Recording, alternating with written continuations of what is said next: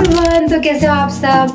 तो आज हम खाने वाले हैं मोमो। कल रात को हमने आलू का मोमो बनाया था, तो उसको हम पैन फ्राई करके खाएंगे। और मुझे तो जो रात का बचा हुआ सुबह जो पैन फ्राई करके खाते ना, मुझे बहुत ही टेस्टी लगता है। तो ये रहा हमारा मोमो और साथ में टमाटर का चटनी। अब देख के मुँह में पानी आ रहा है। अब हम स्टार्ट करते हैं। तो गाइस, मेरे प्लेट में देख के आपको क्या लगता है कि कितना मोमो हो सकता है? तो या हमारे प्लेट में है टोटल 14 मोमो। क्या कर गए जैसे अंधेरों में तुम चांदनी भर गए।